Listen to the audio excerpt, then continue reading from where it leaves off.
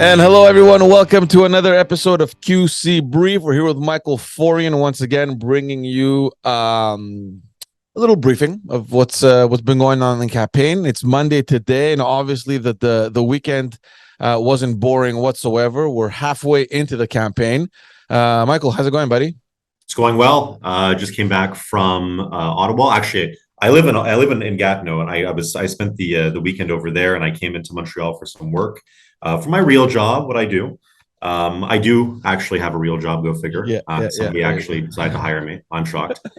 But in any case, Tell everyone what you were doing in Ottawa. Yeah, so I think it's shocking to your listeners and your viewers to know that I am a federal conservative. And I was giving some advice to Pierre Poilievre over the course of the conservative leadership race, and I'm very happy to see that he won an overwhelming mandate, nearly 70% of the votes coast to coast to coast. It was a great defeat for Jean Charest. Which I know many, people who are listening, many people in your circle and my circle are either worked for him or close to him or were supporting him this time around. And Jean was not able to break through. Of course, the party of the Conservative Party of today is not the Conservative Party that Jean Charest knew when he was, Deputy Prime Minister, when he was in the Mulroney cabinet. And it's a completely different beast. And so my point being is that it was interesting to be there and to play a small role in terms of helping out strategically with some stakeholder relations for Pierre. And I have to say that there is a big momentum. There is big momentum for him, and you could feel the energy in the room as somebody who's participated in a lot of these leadership events before, compared to what it was in 2020 with Aaron or 2017 with Andrew Scheer. This was very different and very positive for him down the road. And so we'll see what comes about on that front there. Also, having spent some time speaking over the course of the days, before the actual leadership vote and afterwards with some chiefs of staff and deputy chiefs of staff in the Trudeau government, they're taking Pierre very seriously. And of course, going into this, they knew, reading the commentary and seeing what was going on, that Pierre was going to win this, but they didn't know by how big. Well, they knew. I think I told you there were people that had worked for Justin Trudeau, had in the past tense. They no longer work there for him or in politics whatsoever. But their sworn liberals worked at the cabinet, worked very closely with him, that jumped on the train to help Charest in order for Pierre Poilievre not to get through. They did this whole strategy. I don't think it came from on top there, but there were people close to Trudeau that were involved in Quebec with Jean Charest, which I found what? When I first heard very bizarre. And again, this is the worst possible way to get involved in politics, is when you're joining a political party to stop somebody else from becoming a leader. When you have no real conviction or ties to the party itself, and you're joining it, I would say for fairly selfish reasons in that circumstance, it really is detrimental to the party itself, and it's detrimental to that person as well, who's trying to recruit you in that sense there. And listen, Charest's strategy, it was a losing strategy. The crowds that Pierre was able to garner from all across the country, thousands and thousands and thousands of people going to his rallies and events, it says something. And Charest was barely able to get 15, 20, 25 people. Those were good numbers. That would have been a good night at a Jean Charest rally. So it goes to show. I think the biggest blow to Jean Charest was the fact that he even failed in Quebec, where he thought that most of his support would come from. And I think that also went to Poilievre. No, he won Quebec. Yeah, by and large, there was a few. He won 330 ridings of the 338 across Canada. 330 ridings out of 338. The ones that he didn't win were a few in and around Quebec, and usually in the Montreal areas like Ville-Marie, where I was the former candidate running in 2019. So he did not win Ville-Marie. It went to Jean Charest, the Brossard, St. Lambert, NDG Westmount, I believe, too. And some urban ones, I think, over in the Quebec City region, but by and large, it was everything went to Pierre. And even in the riding of Richemont-Athabasca, where you have somebody like Alain Reyes, who was the Quebec lieutenant under Aaron O'Toole, that had a very prominent role in the 2019 campaign for Andrew Scheer, being very involved and very playing a role of really pushing and bringing the Quebec Conservatives into a different era post the Harper government and post that defeat in 2015. Alain has really worked in terms of rebuilding the party. Richemont Athabasca went for Pierre Poilievre, not by a lot, but 53% towards of the votes Well, over there. it's still a sign. It's still It a sends a sign. huge message because Yeah. Alain was supporting Jean Charest heavily, and it was Alain and a few other of the Quebec caucus members who came out and said that if Pierre Poilievre wins, they're going to have to evaluate their implication, their involvement So inside I the was going to ask you, party. and we're taking a little bit more time from the provincial stuff, but Yeah. it's still important because the leadership role that has now gone into the Conservative Party in Ottawa is obviously going to affect stuff in Quebec. The fact that most of the Conservative caucus in Quebec was supporting Jean Charest, except I think for one or two. One. What does that? One. What does that say though? What's that say for Quebec? Well, listen, I think, Pierre made it very clear that when he spoke in French, and I think that he could have spoken more French. If I was advising him more on his speech, I would have put more French in there and spoken a little bit more to the Quebec issues on that front. But he addressed Quebecers and he spoke of his attachment to the French language. And Pierre is somebody who does come from a Franco-Saskatchewan family. He's adopted, of course, but he grew up in that environment where the French language is very present in his home and very present in his life. But he also said that the Quebec nation is standing up to wokeism. And wokeism is a term that, maybe a few years ago we wouldn't have thought would have been spoken about, either talking about a federal leader or speaking in the context of Quebec. Mm-hmm. And I think that was sort of a tip of a hat to François Legault to a certain extent, who was also spoken poorly about wokeism and the effects it's having on Quebec culture. And obviously, Eric Duhaime, the leader of the Conservative Party of Quebec, has also done that as well. But I think, listen, just in terms of the leader's responses to it, generally speaking, Legault, he very quick and careful and strategic congratulations of Pierre on his victory on Saturday nights, wishing him like happy celebrations and looks forward to discussing issues that affect Quebec and Canada with him. He didn't call. That was one thing that I found interesting. He didn't call the new Conservative leader, and that's usually the custom. Is that whenever you have a new leader of a political party, the Liberals are elect a new leader. When Jagmeet Singh was, for example, when Trudeau was elected, when Jagmeet Singh was elected to their posts as leaders of their respective parties, they would get a phone call from a sitting premier or something of that nature. So it's interesting. And I know I know that Legault has never really had any conversations with Poilievre. Maybe they have, but they do have some similarity in terms of some staffers that have worked in both circles. So people like Catherine Lubier, for example, worked in the Harper PMO, has a really good rapport and reputation with Pierre Poilievre, and that sort of friendship there. She's somebody who worked in the Legault government, was the Delegate General of Quebec over in New York City, so she has a very good reputation there.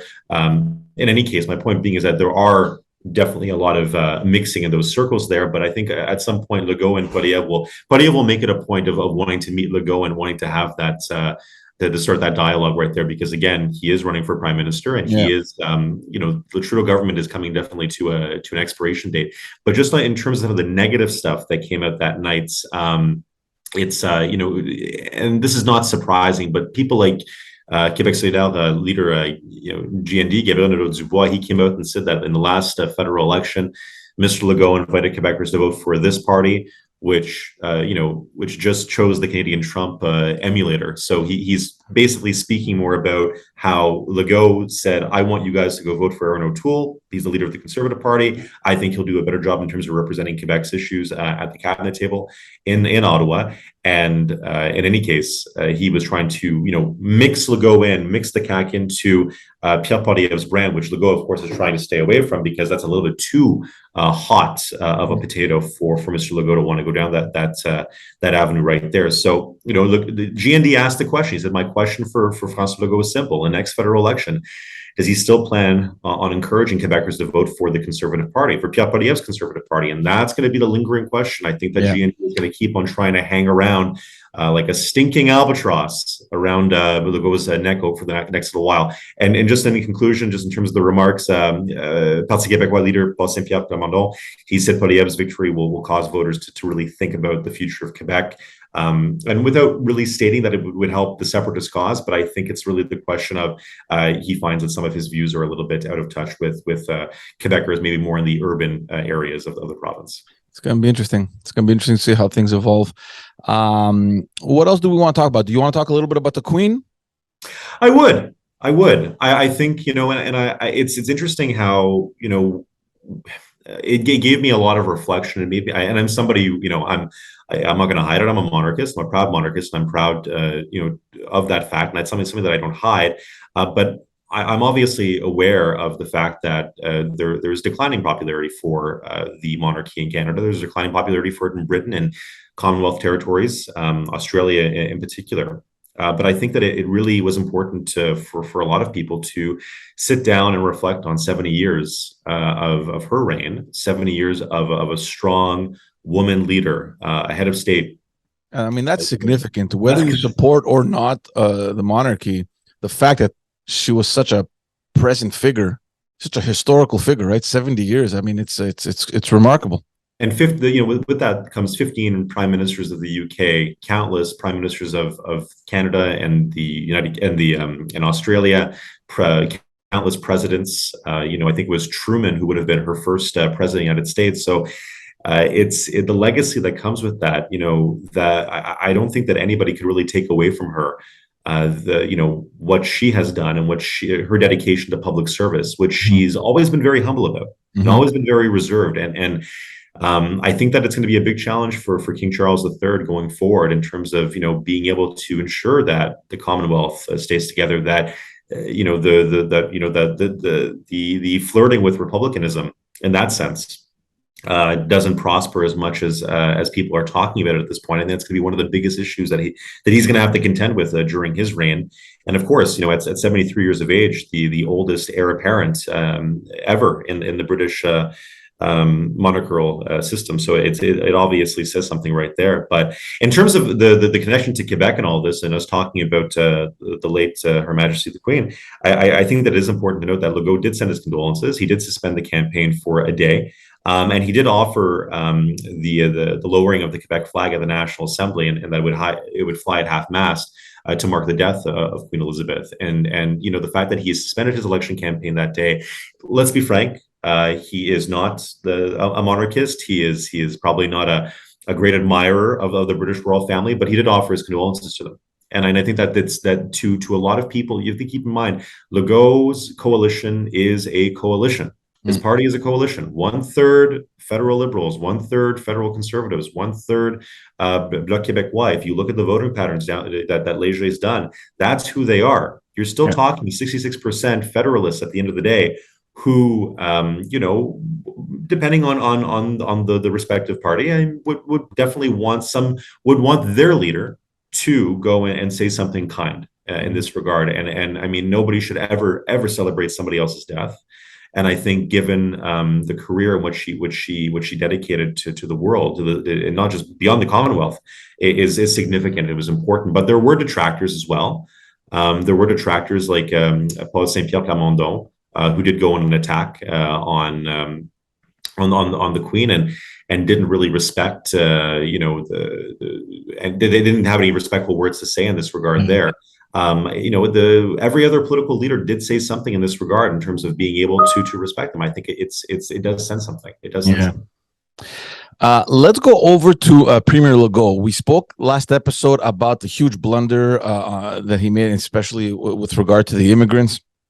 It didn't stop there, right? His opponents are hammering that nail. It seems to be, and we always knew that was sort of his weakness. In addition to the fact that when he opens his mouth, you never know what might come out. I mean, that's you said that in the very first episode, that he is his own worst enemy, and it continues. He keeps digging his hole with respect to the immigration. Yeah, and I think that it's André Pratt had a really good article in the Montreal Gazette this morning. Quebec political parties are competing for the worst immigration policy, and then how the province is really going to suffer because of it. We're in week 2 of the Quebec election campaign, and immigration has become the issue at heart for all the wrong reasons. And for example, Legault he was saying, how many newcomers should the province welcome each year? His response, well, the models of Switzerland and Scandinavian states, they're extraordinarily wealthy, dynamic countries. The problem is that it's excessively limits immigration. Quebec risks becoming a small, relatively poor nation, not a very rich nation in the sense here.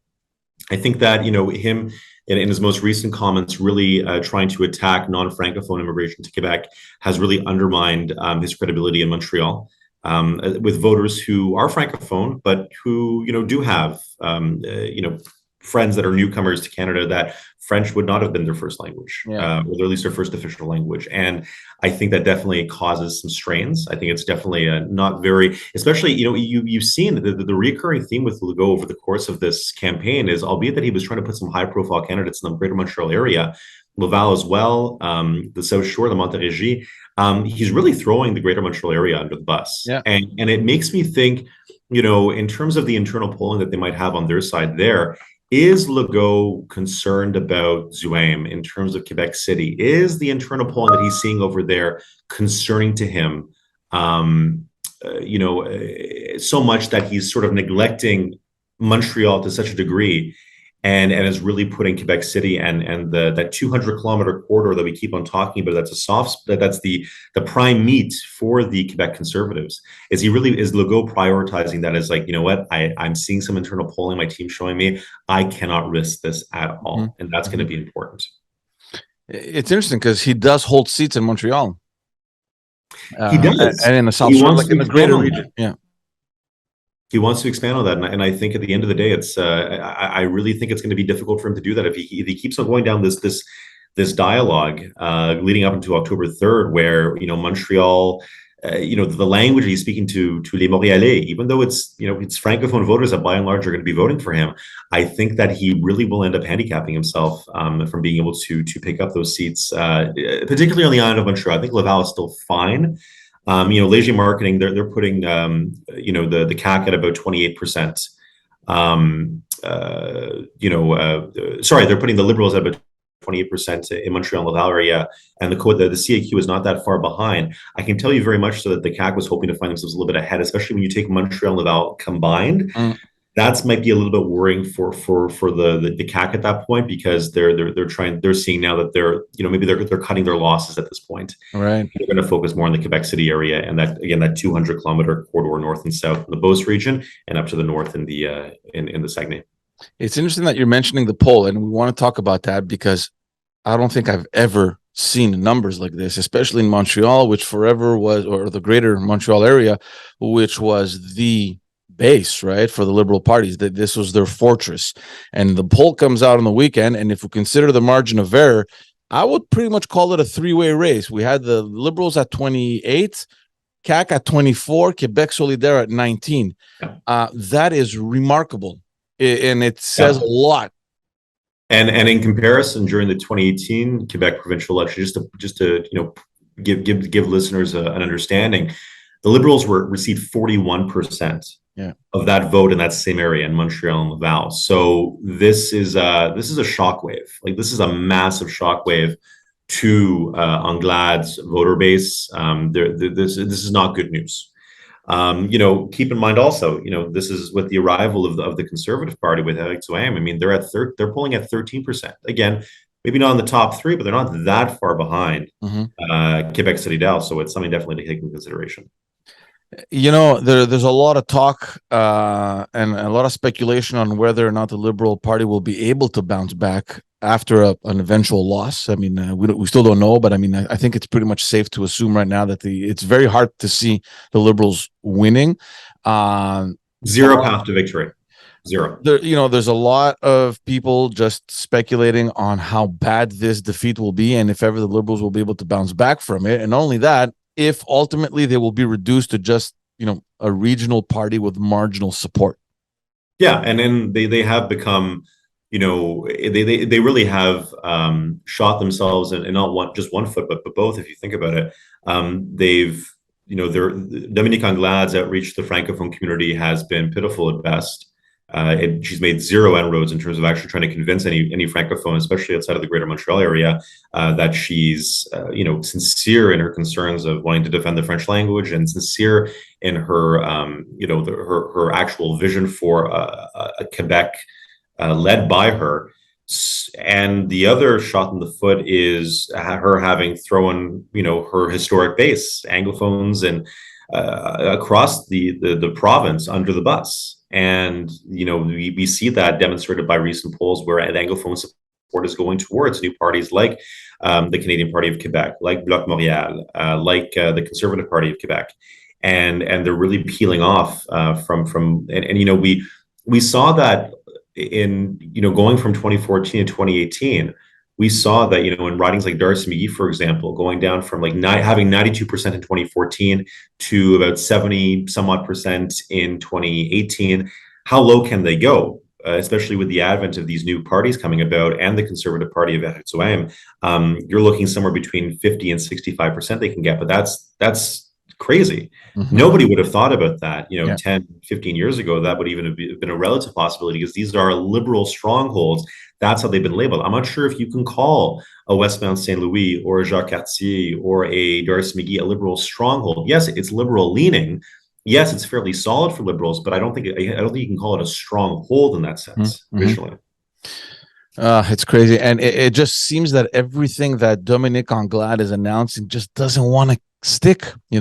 She again this morning. She her main battle horse, during this whole campaign is that Echo project, and she announces it, and it's there for half an hour, and then it's gone. Like it just doesn't stick. No, and again, this is something that I can tell you that the candidates in Montreal have been told just to completely abandon talking about it because it's not resonating anywhere. Yeah. But quite frankly, it's a policy that if she can go back in time and perhaps just get rid of it altogether, it's too complicated. It doesn't stick. Nobody understands what she's talking about. Nobody really cares. It's nothing that actually has any pizzazz in it.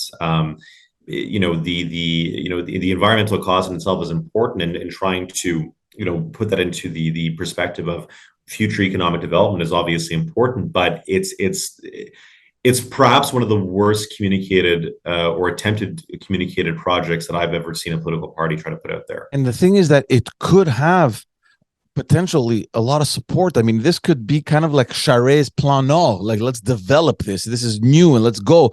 Hydrogen, yes, it may be the future, but find a way to communicate it more effectively to make sure that people understand that this is the next way forward for the next, 20, 30 years. This is where, we will build on, right? And it just doesn't stick. It doesn't look like it's flying. No, it's not. And especially we're talking about a campaign right now where sound bites are everything. And, and it's also where people are most emotional about.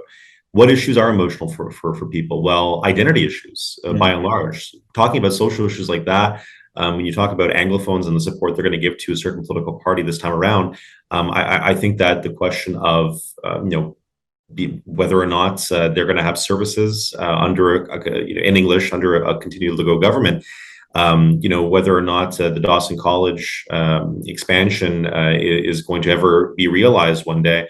These are emotional issues because these are institutional issues. We're talking about Anglophone institutions that are so important to the bedrock of the community itself. That resonates when you talk about things like that. That's when you're speaking to a certain community and you actually understand what that means. But of course, Anglade's not going to speak about it that often. Some of her candidates will, but she won't because she's worried that she's going to be offending a few members of her, the few remaining one or two francophones that actually do support her across the province. Right. Let's move on very quickly. Two little topics that we just want to bring up because it's funny more than anything. One, a PQ candidate up in Laval who got caught because of a former little thing she did online, some pornography, brings up the whole question about private life and being a social, a public figure. There's that balance where, with the advent of social media seems to have disappeared. Yeah, this is Andrienne Fiola, and she wore a mask during a film to preserve her anonymity, but was identified by a tattoo in a video displaying pornography. It's an explicit video. I have to say that I had a lot lot of thoughts came into my head when this happened, and I really had to think and think to myself, how would I feel if I was in that position? Of course, you have to think about, well, she also put herself in that position, Hmm. but should she be shamed for it? Should there are some people saying that she should be disqualified for her position. I believe that there was the one of the PLQ candidates in running in the in Laval, not too far from where she's running, who I believe that at one point she actually campaigned with this candidate who was running for Laval City Council. He completely threw her under the bus. And yeah, they're of opposing parties now. But he basically said, I would never have taken a candidate like that onto my team. And I thought it was a pretty snide comment, pretty disgusting if you ask me. And listen, no matter what people do in their private life, there's with the advent of social media and what could happen in this circumstance here, anything's possible. She's running in the Val des Rapides. It's north of Montreal. I think her chances of winning are slim. It was a riding that was held by Legault Duhaime, who was had a very prominent role in the student movement rather in 2012 during the Carré Rouge. Lost it to Sao Paulo in 2014. But my point being is that this is something that she did several months ago. She did try to take the content down before she ran. She wasn't able to. Could you imagine what kind of journalist? I hate to even use the term journalist for the person who called her up and asked her for comments about this. It was the Courrier Laval, by the way. Hmm. And I really do think it was kind of disgusting that they made this into a story when it didn't have to be. Yeah. Like I said, she says she had the content taken offline because she no longer wanted to expose herself in that way. She apologized for the impact. She apologized that this occurred. She didn't want to embarrass her leader.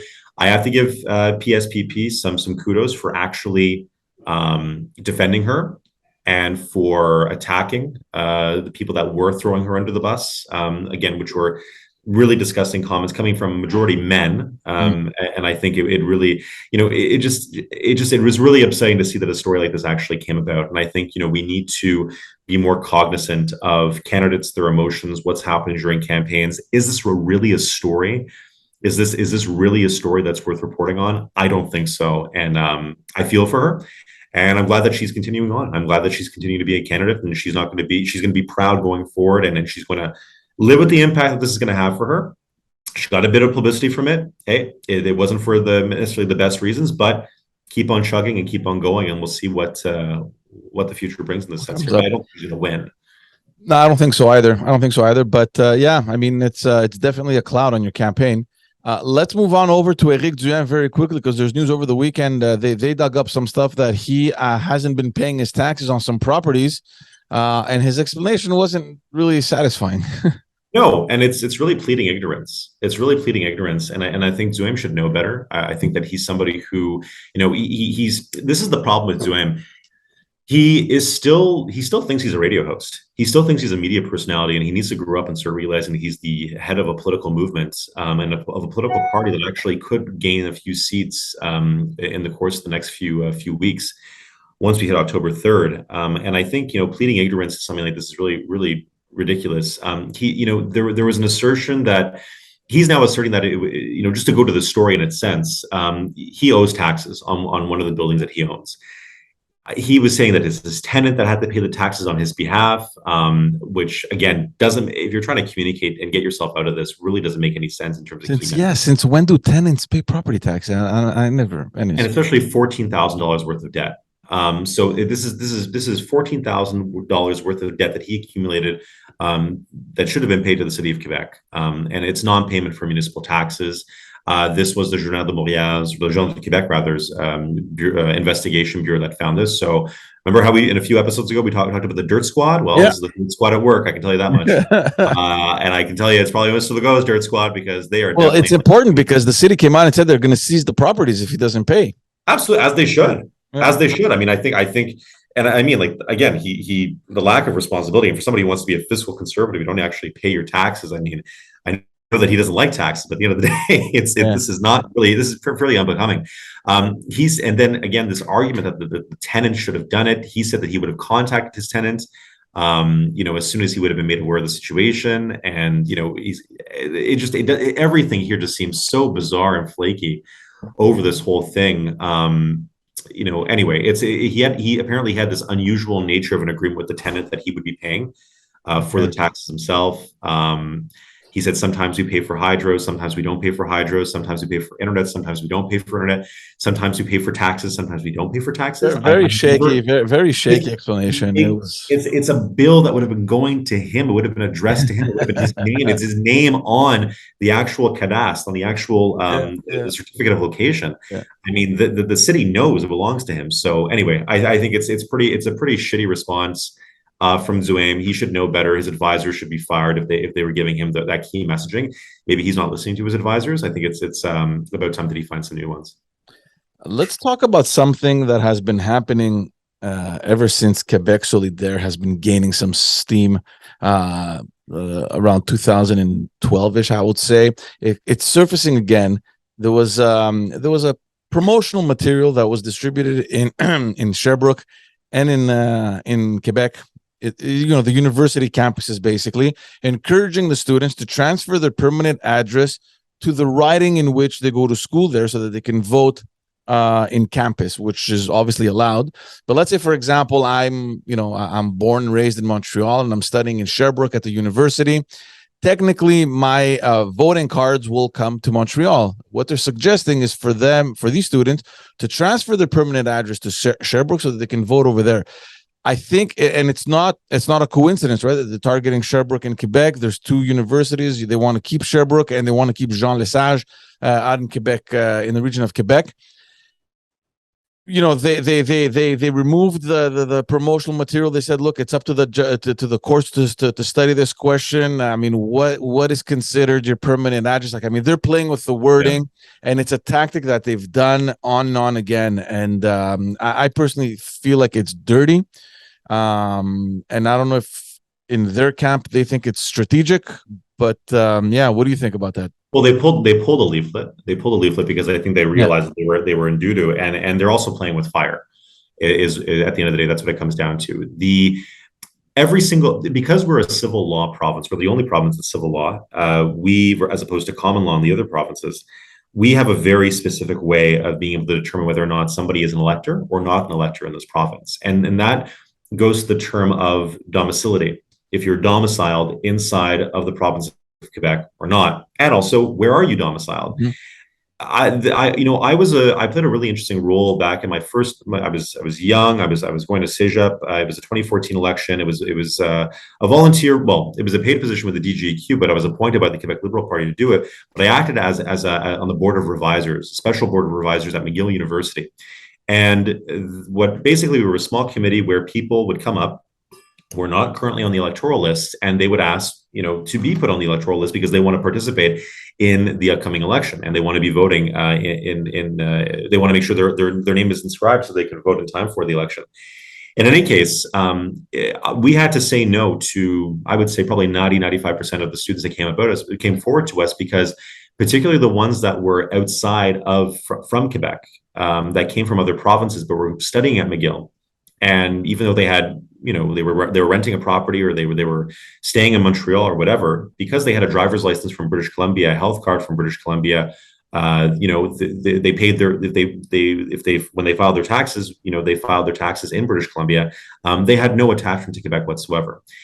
The same thing applies for residency in terms of your riding as well. You have to be able to show the DGEQ where you have the strongest ties in the province too.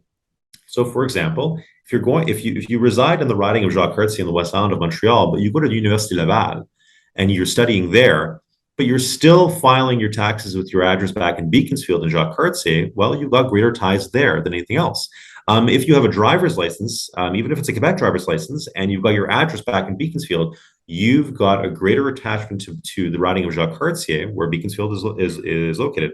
Then somewhere like Jean Lesage, or Jean Talon, Université Laval. So my point being is that this is a pretty stupid thing. You can tell that they didn't really consult any lawyer at the circumstance here.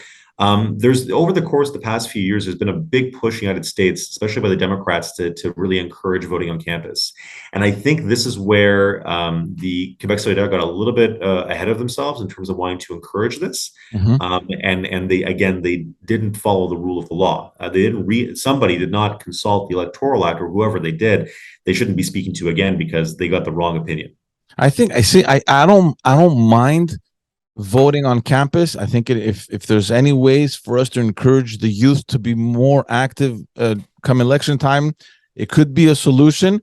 But you can vote on campus, George. There are ways for you to vote on campus, but to Yeah, there vote in is. home riding. For Yeah. example, I could, if I was a student at Dawson College, but I live, let's say, in Brossard, the riding of that Pinard, I would be able to, on certain days ahead of October 3rd, do a special advance poll, and go to Dawson College, go to that special advance poll, and vote in my home riding of La Pinière. Mm. That accessibility is there. It's a special provisional ballot that would then go to. But your vote is still accounted for in your home riding. Exactly. Yeah. That they don't want your vote going to your home riding. They want that vote going in the university town or city that you're going to school in. But albeit that you reside there during the school year, it's not the riding with your greatest ties where you have your driver's license linked to, where you have your taxes being paid. There's not a strong enough of an attachment for you to actually recognize yourself going there. It's crazy. And, I don't want to, I don't want to target Quebec Solidaire specifically. I don't know what other parties do, but given my experience, and I've held a lot of those pamphlets in my hands from Quebec Solidaire, and the line is very fine. Were you campaigning for them? No, I wasn't. But you pick them up. You say, okay, what are they writing? What are they, what are they doing? And I had from other parties as well. Right. And it just seems. I hope you weren't taking it out of people's mailboxes. No, that's fairly illegal. Yeah, it is. No, but you get them. People bring them in and it's normal. I mean, you want to know what the other guys are talking about. What kind of messages are they pushing in your district? And it just seems to me that Quebec Solidaire was really just on the line all the time. I remember one particular I can't remember if it was the 2014 or 2018 election. I think it was probably the 2018 election where they distributed a pamphlet. And in Laurier-Dorion, you have Park Extension in Villeray, so it's two completely different realities. And the pamphlet in English talks about, immigration and a bunch of other stuff. And then when you flip it the other side where the French thing is, they mention the sovereignty, that they're a sovereign party. But they don't mention that bit in the English part. And it's like, dude, come on, man. Traditionally, your pamphlet is like a translation from English to French. You want your residents to understand what you're saying in English, and it's essentially the same thing in French or vice versa. I just find it funny that their message is different, right? And I get it; it's politics, it's strategy, but it's also dishonesty. It is. It's fairly unethical from that perspective, but at the same time, too, it's working because there are Anglophones that I meet all the time in and around Montreal that.